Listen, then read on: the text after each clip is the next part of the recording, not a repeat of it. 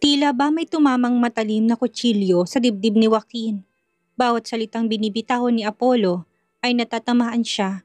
Kung tutuusin, tama ang sinabi ng lalaki. Isa ng diamante sa Zenaya at handa pa nga itong tulungan at tanggapin siya ngunit nanatiling matigas ang ulo niya. Binitawan niya pa rin ito. Ngayon ay handa na ng babae na mag-move on. Ito na naman siya at bumabalik sa dalaga. Ngunit hindi niya mapigilan ang sarili na puntahan at kunin ang dalaga sa lalaking nasa harapan niya dahil sa matinding selos. Na-realize niyang hindi niya kayang makita ang dalaga na may kasamang iba. Nai-imagine niya kung paano ito nalasing noong nakaraan, ba kung ano pang gawin ng lalaki kay Zenaya. Iniiwasan niyang mangyari yun. Kapag nangyari ay baka ikakabaliw at ikamamatay niya. Ang isiping masaya si Zenaya sa ibang lalaki ay nakakapagpadurugo ng puso niya. Parang may libo-libong punyalang patuloy na sumasaksak sa puso niya. Sa sobrang sakit noon ay mapapaiyak na lamang siya. Hindi siya iyakin. Malakas siyang tao, ngunit pagdating kay Zenaya, tila ba nagbago siya. Para siyang bumalik sa pagkabata kapag nasa harapan nito. Nagiging emotional din siya kapag nakikitang nasasaktan ng dalaga. Magsasalita pa sana si Joaquin ngunit natigil iyon nang makita ang pasuray-suray na si Zenaya. Halatang lasing ito base sa tayo at lakad nito. Zenaya, tawag niya sa dalaga. Lumiwanag ang mukha ni Kit Joaquin at napahinga ng maluwag nang makitang dalagang nasa maayos na estado. Joaquin, why are you here? Nautal na tanong ni Zenaya kay Joaquin at nalapit sana sa binata ng pigilan to ni Apollo. Dito ka lang, Zenaya. Nakalimutan mo na bang sinabi niya sa'yo kanina? He needed time and space, kaya huwag mo siyang lalapitan. Bulong ni Apollo kay napatigil si Zenaya. Nawala sa isip ni Zenaya na may usapan pala sila ni Kit Joaquin at tinanggap niyang sinasabi nitong time and space na kailangan kuno nito.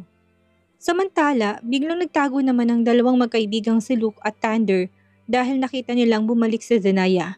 Tila ba parang mga bata itong tumago sa likuran ni Mr. Taylor at dahil sa malaking tao si Mr. Taylor ay nagkasyang katawan ng dalawa sa likuran nito. Magkabila ang sumisilip sina Luke at Thunder sa kaganapan. Umuwi na tayo, Zenaya. Iuwi na kita. Halika na. Malambing na sambit ni Joaquin kung kaya't tumigil ang pagtibok ng puso ng dalaga. Para siyang kinikilig na ewan dahil sa sinabi nito. Lalakad na sana si Zenaya papunta sa binata, ngunit tinawakan ni Apollo ang braso niya. Hindi sasama sa'yo si Zenaya, Mr. Anderson. Hindi siya laruan na kaya mong itapon ng basta-basta na lamang at kapag gusto mo ulit itong gamitin ay malayang kukunin to. Hindi bagay si Zenaya. Alam mo yan. Bakit nga bandaling mong talikuran ng babae? Hindi ka karapat-dapat sa kanya kung yan ang pinapakita mong ugali sa lahat. Napapailing si Apollo sa binata. Tama na nga yan, Apollo. Let's stop this, okay? Hindi ganyan si Joaquin. Nag-usap naman kami ng masinsinan kanina. Bulong ni Zenaya sa lalaki. Ngunit hindi malang pinansin siya ng kaibigan at nanatiling nakatitig ng masama kay Kit. Nagkamali ako kanina and I realized I was wrong, Zena. Let's go home. Bulong ni Joaquin ngunit sapat na yon ang marinig ng tao sa paligid. Kinagat ni Zenaya ang labi at pinipigilang lumapit kay Joaquin at yakapin to ng mahigpit. Ilang minuto rin silang nagtitigan nang mapahinga ng malalim si Joaquin. If you don't want to and start moving on, I understand. You are free now, Joaquin. Ano bang pinagsasabi mo? I am not moving on. Apollo is my best friend and is helping me. Here because I was too drunk. Gusto kong makalimot sa nangyari kanina. Gusto kong makalimutan ng lahat ng sinabi mo sa akin. I just want to relax and enjoy not to move on or flirt with someone. Isa pa, Apollo was pretending. Tinitignan lang niya kung saan naabot ang selos mo. Kagatlabing sabi ni Zenaya. Inalis ni Zenaya ang pagkakahawak ni Apollo at lumapit kay Joaquin. Kahit anong gawin ng lalaki sa kanya, babalik at babalik pa rin siya sa binata. Hindi niya susukuan ng lalaki kahit kailan. Joaquin, sinabi ko naman sa'yo at paulit-ulit kong sasabihin sa'yo na hindi kita susukuan, hindi ba? Hindi ko magagawang lumandi at dumikit sa iba dahil sa'yo lang naman ako loyal. Tinanggap ko ang desisyon mo ngunit hindi ibig sabihin na bibitaw na ako. I never said that. Isa pa, may iba na yang si Apollo at wala kang dapat ikaselos sa kanya. Niyakap ng mahigpit ni Zenaya ang binata kung kaya't napahinga ng maluwag ito. Nakaramdam ng saya si Joaquin dahil alam niyang nasa tabi pa rin niya sa Zenaya. Tuluyang nalusaw rin ang selos na nararamdaman niya at napangiti. Uwi na tayo? Tanong ni Joaquin na parang bata sa dalaga. Tumangu-tango sa Zenaya sa binata at napangisi. Ikaw lang naman ang hinihintay ko eh. Bulong nito sa kamabilis na dinampian ng halik ang labi ng lalaki. Samantalang nakatitig lamang ang lahat ng tao sa dalawa. Gulat naman ang mga ekspresyon nito. Ngayon lamang nila nakita nang umiti ang isang Kit Joaquin Santiles. Hindi naman makapaniwalang lahat sa nakikita. Let's go? Tanong ni Zenaya kung kaya't napatango si Joaquin. Hinila naman ng dalaga ang wheelchair ng lalaki sa kadahan-dahang naglakad. Tila ba na wala ng kalasingan na nararamdaman ng dalaga nang makita ang binata. Thunder, ano nangyari sa inyo? Bakit nagkaganyan ang mga mukha nyo? Nag-aalalang tanong ni Marigold sa dalawang binatang puno ng galos. At bakit pinakawalan yung lalaking kalandian ng ate Zenaya? Palalampasin nyo lang ba ito? Dismayadong dagdag pa ni Marigold kung kaya't napatingin ng masama si Thunder sa dalaga. Ano bang pinagsasabi mo? Hindi ko alam kung bakit pinipilit mo may kalandian ng kapatid mo. Eh wala naman pala. Napakasinungaling mo. Inis na sambit ni Thunder kay Marigold kung kaya't napanganga ang dalaga. Ano bang pinagsasabi mo? Kitang-kita naman ng dalawa niyong mata kung gaano kalapit ang dalawa kanina. Kayo pang ang dere-derechong nanuntok sa lalaking yan. Tapos hindi niyo man lang siya pinaparusahan. Dinuro-duro pa ni Marigold si Apollo kung kaya't napaatras ang binata. Chill, wala akong ginagawa sa kapatid mo. Natatawang sad ni Apollo at napapailing na lamang. Mga baliw nga talagang mga tao dito. Ano ba itong mga nasa paligid ni Zenaya? Parang mga bata. Dagdag pa ni Apollo saka umalis. Hoy, saan ka pupunta? Naputol ang sasabihin ni Marigold nang biglang magsalita si Thunder. Stop pretending, Marigold. Alam kong sinisiraan mong kapatid mo sa amin. Now, I already get it. Kung iisipin lahat ng masasamang chismis kay Zenaya ay ikaw ang may pakana. Simula sa XYZ account, ang pagpapakalat na masama at hindi naman kagandahan siya. Ikaw ang may kagagawa nun. Sinisiraan mong kapatid mo. Bakit kaya? Tanong ni Thunder at siningkitan pa ng mata si Marigold. Gulat na gulat naman ang ekspresyon ni Marigold. Sandaling hindi makapagsalita ang dalaga at nang makabawi ay nagsalita ito. Ako? At bakit ko naman sisiraan ang kapatid ko? Sinabi mo na ngang kapatid ko siya. Lahat naman ng sinabi ko sa XYZ account ay totoo at hindi ako nagsisinungaling. Talaga ba? Kaya pala gumawa ka rin ng chismis sa lahat na ikaw ang nagpagaling sa lolo ko. Hindi si Dr. Santiles. Hindi ko lang sinungaling, assuming ka rin, Marigold. Siguro dahil maganda si Dr. Santiles. Wait, Dr. Zenaya Santiles at napakagaling pa sa larangan ng medisina ay naiinggit ka sa kanya. Sa sobrang inggit mo, wala kang magawa kung hindi ang siraan ng kapatid mo para lahat ng atensyon ay mapunta sa'yo, tama? Pwes, hindi mo kami maloloko sa kaplastikan mo, Marigold. Mahaba, ngunit malamang litanya ni Luke sa babae. Hindi naman nakayanan ni Marigold at umiyak sa harap ng dalawa. Ang sama-sama nyo. Wala akong ginagawang masama dito. Bakit kayo ganyan? Lahat naman ng sinabi ko ay totoo. Hindi naman talaga kagandahan ng ate Sakto lang. Kung nakita niyo lang siya noong unang punta niya dito, napakasimpli't itim niya. Pagsisinungaling ni Marigold. Nanginginig na rin ang kalamnan ng dalaga dahil sa sobrang kaba. Huling-huli na siya ng dalawang lalaking nasa harapan niya. Kahit na ano pang sabihin mo, kapatid mo pa rin si Dr. Santiles at ngayon lang ako nakawitness ng tao na ganitong trato sa kanyang kapatid. Isa lang naman ang nakikita ko sa iyo, Marigold. Yun ay inggit. Naiinggit ka sa karir ng ate mo. Sagot pa ni Thunder at nandidiring tinignan ng dalaga. At bakit naman ako naiinggit sa kanya? I have my own career. Isang hamak lamang siyang doktor sa probinsya at manghihilot. Samantalang ako nakapagtapos ng kolehiyo at kasalukuyang nagtitake master's degree. Ano naman ang kainggitan ko sa kapatid ko? Inis na tanong ni Marigold. Pilit nitong kinakalmang sarili dahil sa sobrang kahihiyang nararamdaman ngayon. Pinunasan niya ang luha niya at tumingin ng masama sa dalawang lalaking kaharap niya. Tumawa ng mahina si Thunder at Luke at napailing. Pati ba naman karir ni Dr. Santiles ay babalik ta rin ito? Anong nakakatawa? Tanong ni Marigold. Naisip ko lang na plano mo nga talagang sirain ang kapatid mo sa lahat at kung nagtagumpay ka sa plano mo. Makakansel ang kasal ng kapatid mo at sino ba naman ang ipapalit? Walang iba kung hindi ikaw. Paano ko hindi naisip? Natatawang sambit ni Thunder kay Marigold kung kaya't biglang nanlambot ang mga tuhod ng dalaga. She's doomed. Paniwalaan mo nang dapat mong paniwalaan, Thunder. Ngunit wala akong ginagawang masama sa kapatid ko. I only care about her. Kaya sinumbong ko siya sa inyo lalo na't sa kapakanan ng pamilya ko at pamilya nyo. Nonsense. Wala na akong pakialam sa rason mong kasinungalingan lang naman. Binabalaan kita. Once na malaman ko ulit na nagpapakalat ka na naman ng chismis sa future sister-in-law ko, ay ako nang makakalaban mo. I-delete mo na rin ang mga post tungkol sa kanya. Dahil kung hindi, kakasuhan kita ng defamation. Wala namang masabi si Marigold. Sobrang kahihiyan ang nararamdaman niya sa ngayon. Para bang dinudurog at tinatapak-tapakan siya ng paulit-ulit. Kinagat ni Marigold ang kanyang labi saka naglakad palayo sa dalawang lalaki. Sa sobrang pagmamadali ay nadapa pa siya kung kaya't mabilis siyang tumayo. Tumulo ang mga luha niya sa pisngit, hindi ininda ang sugat sa tuhod. Pinunasan niyang kanyang pisngi saka pumasok sa loob ng kotse at doon nagsisisigaw at nagwawala. Nang kumalma si Marigold ay agad niyang pinandar ang kotse. Sa sobrang paharurot ay mabilis siyang nakarating sa mansyon nila. Nang makita siya ng ina na paakyat sa hagdan ay pinigilan siya nito. Darling! Tawag nito habang may hawak-hawak na telepono sa kamay. Tinignan niyang ina ng malamig ngunit hindi man lang yun napansin ng ina at nagsalita ulit. Darling, nakita mo bang ate mo? May balita ka na ba sa kanya? Nahanap mo ba siya? Ikaw nga ang kumausap sa kanya at nahihirapan akong kontakin siya dahil hindi nito sinasagot ang tawag ko kanina pa. Ikaw lang ang tanging alam kong makakatulong sa akin, anak ko. Pumikit ng mariin si Marigold at pinipigilan na magalit sa ina.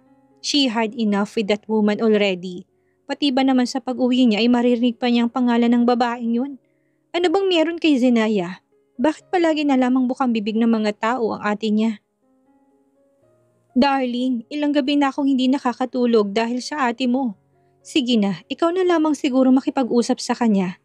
Si Zenaya lang ang tanging pag-asa natin para maisalba ang... Shit naman! Zenaya ka ng Zenaya! Sawang-sawa na ako sa kaka-Zenaya nyo. Ano bang meron sa babae yun at palagi niyong bukang bibig siya? Punyeta! Nandito naman ako! Bakit hindi akong hanapin nyo? Sigaw ni Marigold sa ina at tinulak pa ang matanda. Sa hindi inasang pagkakataon ay nahulog ang matanda sa hagdan. Gulat na gulat si Marigold at doon lamang natauhan. Napatakip siya ng bibig sa kadinaluhan ng ina. Mom! Hindi naman makapaniwala si Luke at Thunder dahil sa nangyari. Marami ang naganap na revelasyon at hindi nila alam kung paano yun umpisahang ikwento. Nang makalabas sila ng bar ay agad nilang nakita sina Butler James at Mr. Taylor na nakatunganga sa labas at nasa malayo ang tingin. Nilapitan ni Thunder si Butler James at nagtanong. Nasaan sila kuya? Napalingon si Butler James kay Thunder at napayuko upang magbigay galang. Tinuro ni Butler James kung saan ang sasakyan kaalis pa lang at hindi pa man nakakalayo. Umalis na sila at iniwan tayo. Kami na raw ang bahala sa inyo, young master. What? Saan naman sila pupunta? Tanong naman ni Luke. Kung sana hindi po namin alam. Ang habilin lang ng yung young master sa amin na idala kayo sa ospital. Sagot naman ni Mr. Taylor at takmang bubuhatin si Luke nang umatras ito. Wait, kay Dr. Santilla sana ako magpapagamot. Ani ni Luke ngunit sinamaan ni Thunder ng tingin ng kaibigan. Ulul, hayaan mo nang masolo ng kuya ang aking future sister-in-law. Hanggang ngayon umaasa ka pa rin ba kay Dr. Santiles? Tanong ni Thunder at takmang kakwelyuhan si Luke. Mr. Taylor! Sigaw nito kaya natawa ng mahina si Luke at napawagayway ng kamay. Hindi, nagbibiro lamang ako. Kasalukuyang binabagtas ng dalawa ni Zenaya at Kit Joaquin ng kamay nilaan. Si Zenaya ang kasalukuyang nagde-drive ng kotse habang si Joaquin naman ay nasa passenger seat. Kanina pa napapansin ni Zenaya na titig si Joaquin sa kanya kung kaya't naiilang siya. Nawala ang kalasingan ni Zenaya dahil naisukan na niya ito kanina kung kaya't nakakapag-drive na siya.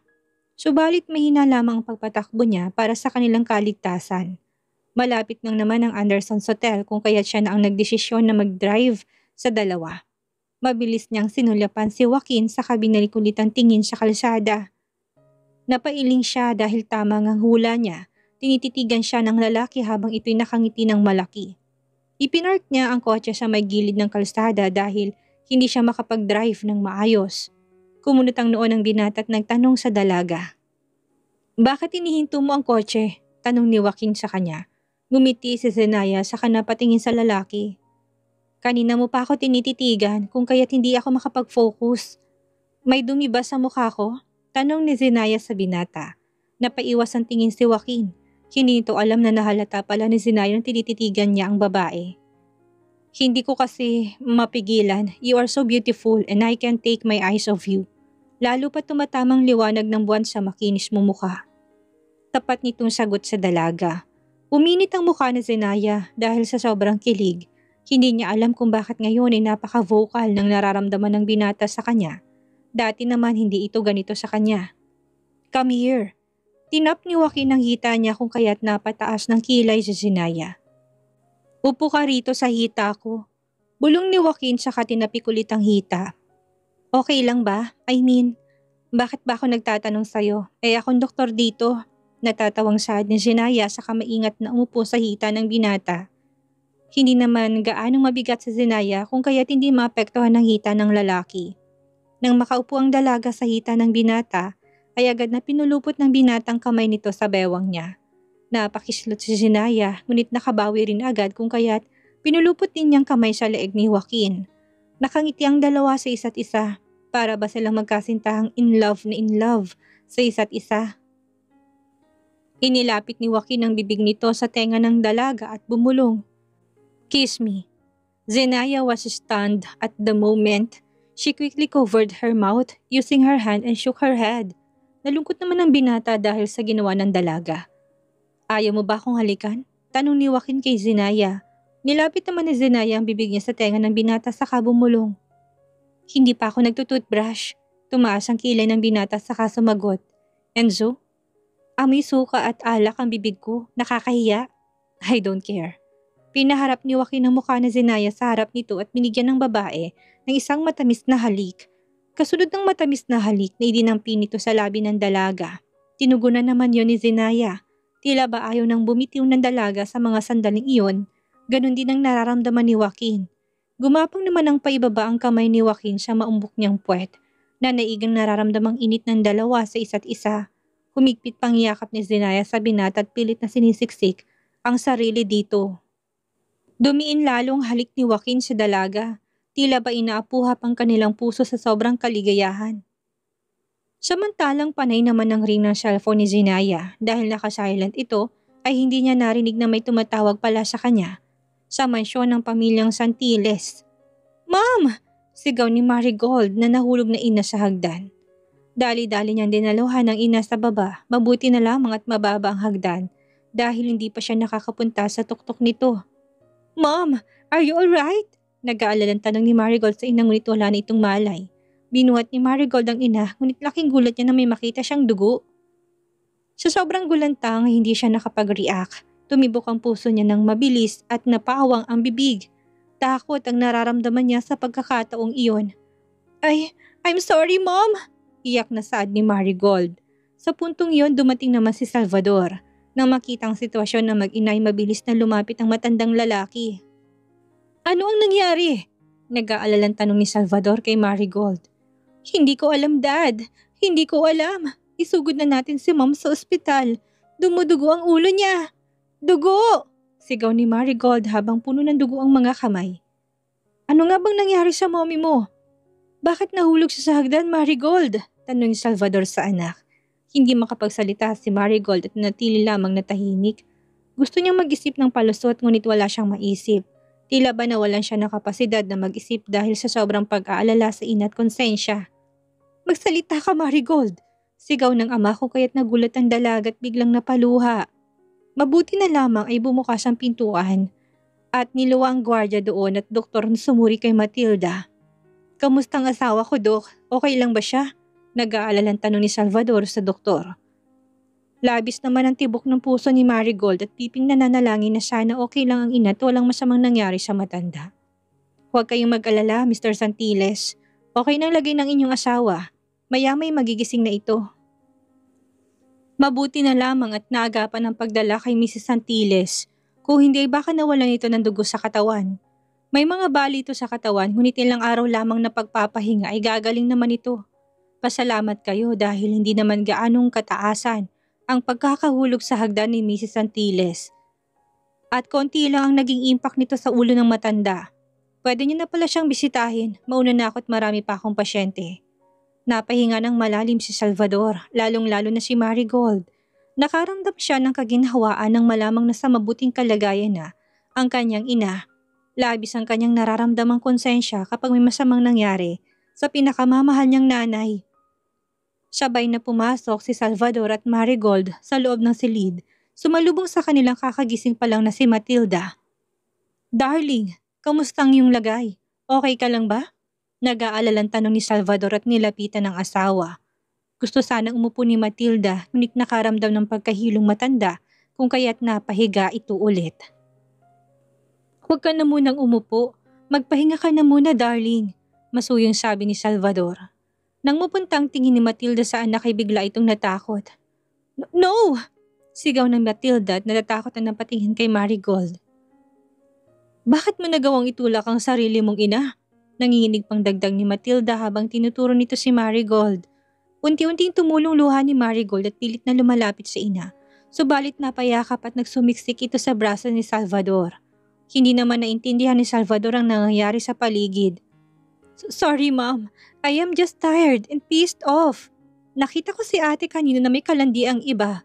Sobrang hiyang-hiya na ako sa pinagagawa ng kapatid ko at marami sa kanyang nakakita. Dinudungisan niyang pamilya natin, Mom, Dad," katwiran ni Marigold at napahagulhol. "Ano? Nakita mong ate Zenaya mo? Bakit hindi mo siya kinausap?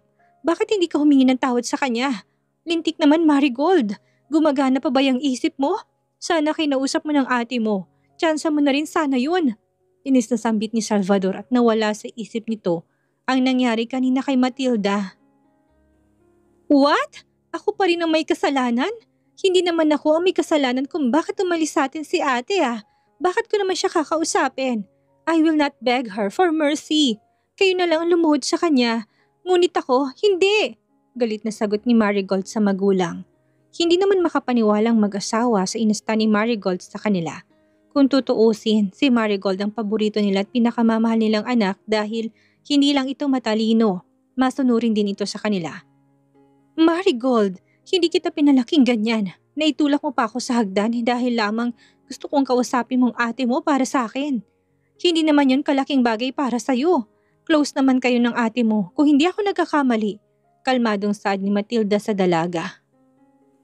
Umiwas ng tingin si Marigold sa ina.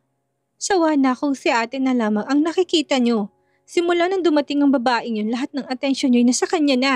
Wala namang ginagawa yun sa atin kung hindi ang guluhin ang buhay natin. Tingnan nyo ngayon. Nagkandaletsya-letsya ang buhay natin dahil sa kanya."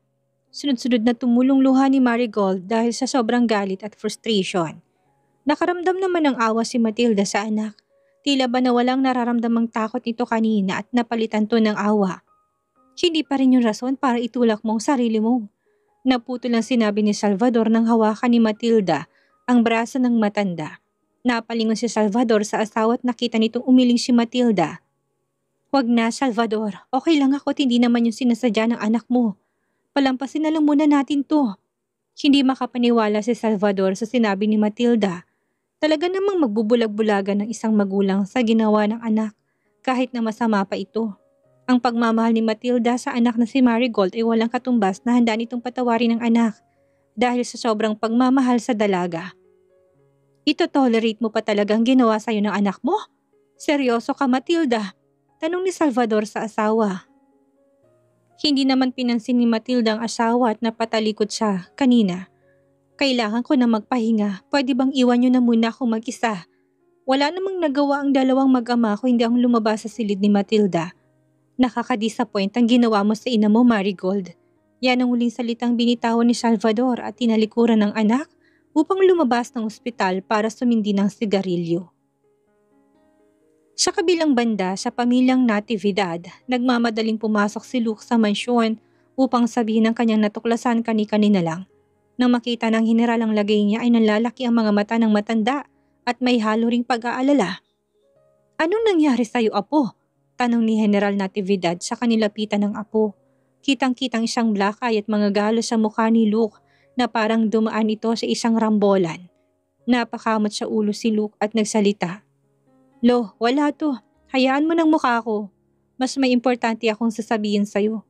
Nalaki ang mga mata ni Luke nang may lumipad na sapatos sa kanya kung kaya't agad siyang napailag. Lolo naman! Sigaw niya sa general at tumago sa likod ng sofa. Rinig niyang magkakasunod na kasa ng baril kung kaya't nakaramdam siya ng takot.